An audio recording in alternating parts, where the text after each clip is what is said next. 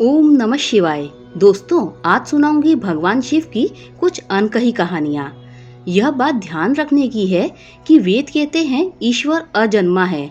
यहाँ हम ईश्वर की बात नहीं करेंगे, देवों के देव महादेव की बात करेंगे, जो सबसे ज्यादा ईश्वर तुल्य है। हिंदू धर्म मानता है कि ईश्वर ने कुछ भी नहीं बनाया, उनकी उपस्थिति से सब कुछ स्वतः ही बनता गया। ईश्वर समय और आकाश की तरह है, जिसके भीतर सब कुछ है, फिर भी वह सबसे बाहर है और उसके भीतर कुछ भी नहीं है। ब्रह्मा, विष्णु और शिव का जन्म एक रहस्य है। तीनों के जन्म की कथाएं वेद और पुराणों में अलग अलग हैं। उनके अलग अलग होने के कारण यह है कि जो शिव को मानते हैं वे शिव को ही केंद्र में रखकर अपना दर्शन करते हैं, और विष्णु को जो मानते हैं वे विष्णु को केंद्र में रखते हैं।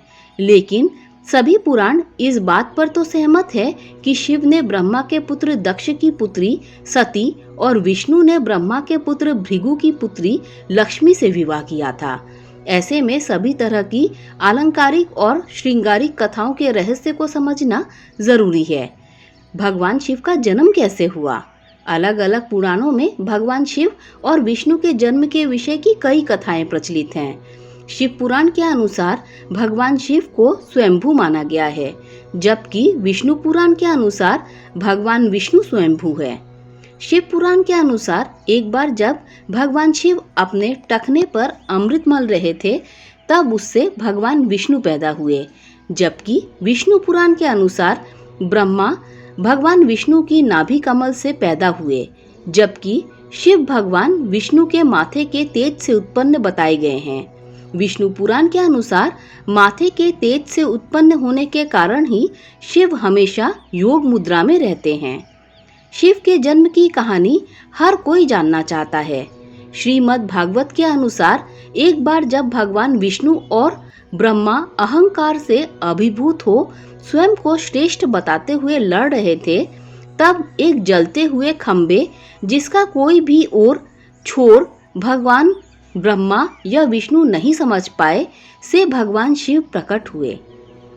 शिव का बाल रूप। यदि किसी का बचपन है तो निश्चित ही जन्म भी होगा और अंत भी। विष्णु पुराण में शिव के बाल रूप का वर्णन मिलता है। इसके अनुसार ब्रह्मा को एक बच्चे की जरूरत थी।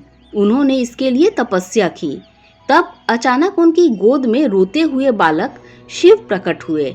ब्रह्मा ने बच्चे से रोने का कारण पूछा तो उसने बड़ी मासूमियत से जवाब दिया कि उसका नाम ब्रह्मा नहीं है, इसीलिए वह रो रहा है। तब ब्रह्मा ने शिव का नाम रुद्र रखा, जिसका अर्थ होता है रोने वाला। शिव तब भी चुप नहीं हुए, इसीलिए ब्रह्मा ने उन्हें दूसरा नाम दिया, पर शिव को वह नाम भी पसंद नहीं आया और वे फिर भी चुप नहीं हुए।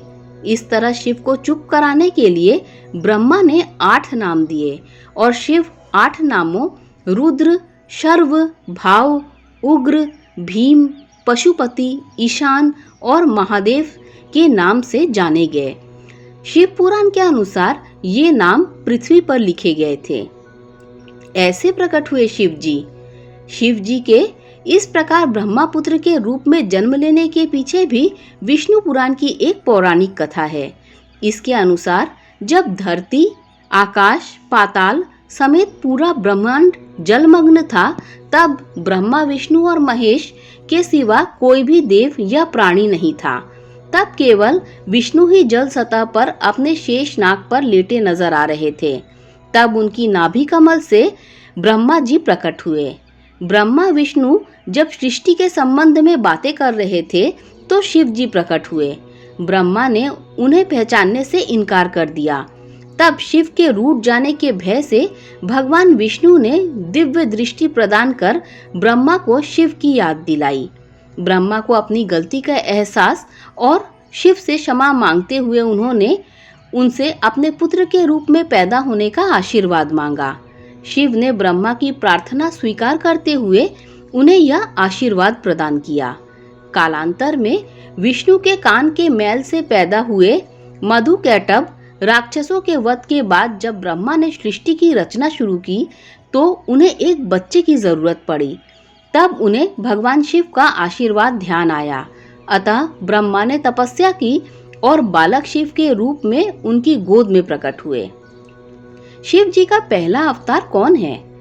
भगवान शिव का विवाह ब्रह्मा के पुत्र दक्ष की पुत्री सती से हुआ था।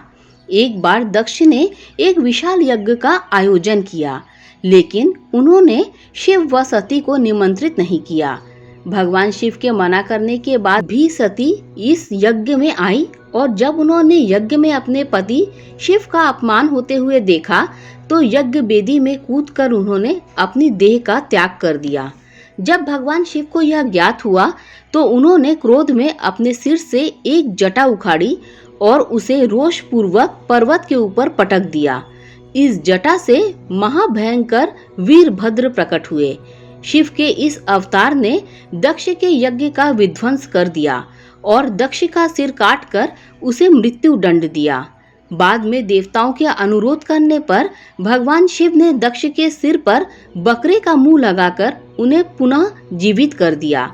वीरभद्र के अलावा शिव के 18 और अवतार हुए, जिनके नाम इस प्रकार हैं: पिप्पलाद, नंदी, भैरव, अश्वत्थामा, सर्भावतार, गृहपति, दुर्वासा, हनुमान, वृषभ, यतिनाथ, कृष्ण दर्शन, अवधूत, भिक्षुवर्य, सुरेश्वर, किरात, सुनट, नर्तक, ब्रह्मचारी और यक्ष। दोस्तों, जानिए कहाँ घटी थी अनादि और अनंत अग्नि स्तंभ की घटना। इस संदर्भ में एक कथा है कि एक बार ब्रह्मा और विष्णु में श्रेष्ठता को लेकर विवाद होने लगा। दोनों निर्णय के लिए भगवान शिव के पास गए। विवाद का हल निकालने के लिए भगवान शिव साकार से निराकार रूप में प्रकट हुए। शिव का निराकार रूप अग्नि स्तंभ के रूप में नजर आ रहा था। ब्रह्मा और विष्णु दोनों इसके आदि और अंत का पता लगाने के लिए चल पड़े। कई युग बीत गए, लेकिन इसके आदि और अंत का पता नहीं लगा। जिस स्थान पर यह घटना हुई वह अरुणाचल के नाम से जाना जाता है। ब्रह्मा और विष्णु को अपनी भूल का एहसास हुआ। भगवान शिव साकार रूप में प्रकट हुए और कहा कि आप दोनों ही बराबर हैं। इसके बाद शिव ने कहा कि पृथ्वी पर अपने ब्रह्म रूप का बोध कराने के लिए मैं लिंग रूप में प्रकट हुआ। इसीलिए अब पृथ्वी पर इसी रूप में मेरे परम ब्रह्म रूप की पूजा होगी। इसकी पूजा से मनुष्य का भोग और मोक्ष की प्राप्ति हो सकेगी। दोस्तों, शिव, सदाशिव, महेश और भैरव का अंतर अब मैं बताऊंगी। सबसे पहले रुद्र हुए। उन्हीं रुद्र का एक अवतार महेश है। उन्हीं महेश को महादेव और शंकर कहते हैं। ये शिव अर्थात ब्रह्मा के समान होने के कारण शिव कहलाए। हालांकि शिव उनका नाम नहीं है। रुद्र अवतार में से एक भैरव है। शिव से भी बढ़कर सदाशिव की महिमा का वर्णन पुराणों में मिलती है। सदाशिव को ब्रह्मा, विष्णु और महेश आदि का पिता माना गया है।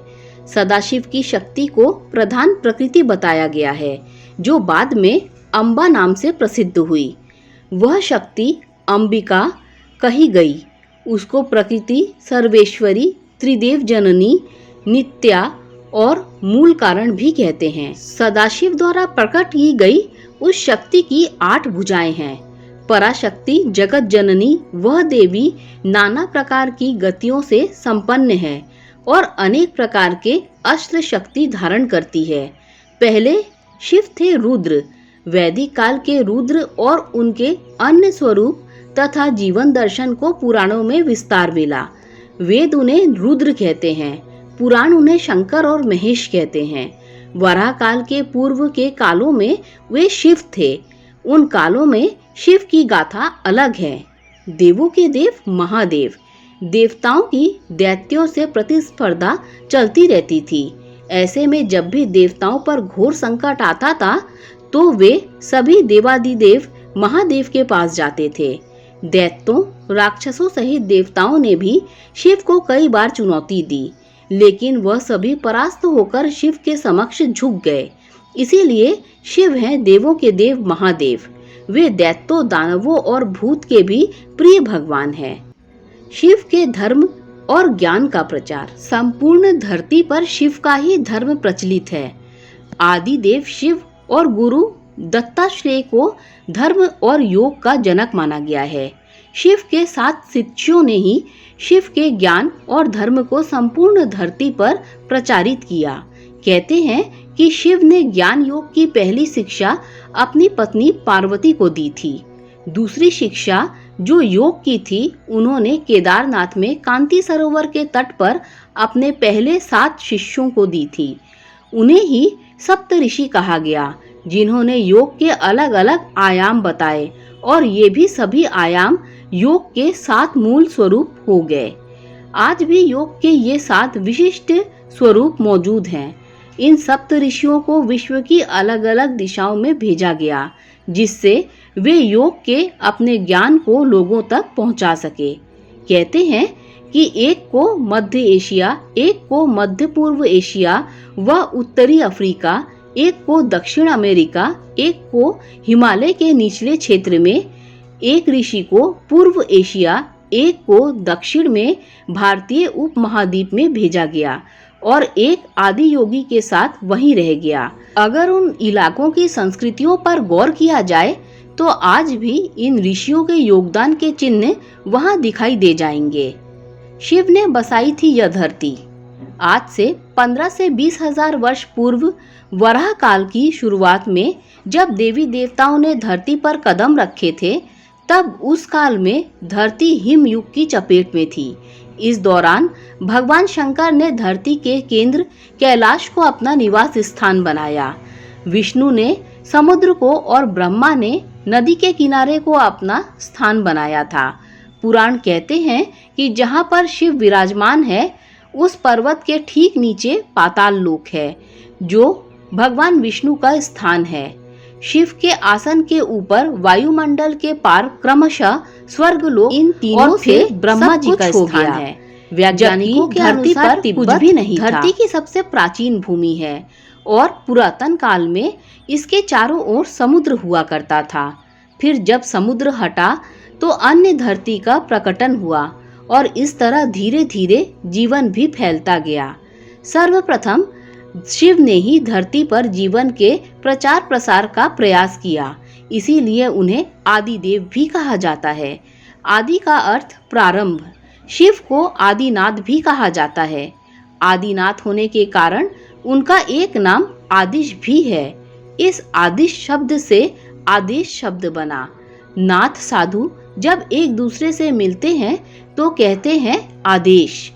शिव के अलावा ब्रह्मा और विष्णु ने संपूर्ण धरती पर जीवन की उत्पत्ति और पालन का कार्य किया। सभी ने मिलकर धरती को रहने लायक बनाया और यहाँ देवता, दैत्य, दानव, गंधर्व, यक्ष और मनुष्य की आबादी को बढ़ाया। दोस्तों, अगर वीडियो अच्छी लगी हो तो लाइक, शेयर, सब्सक्राइब कीजिए। Thanks for watching this video.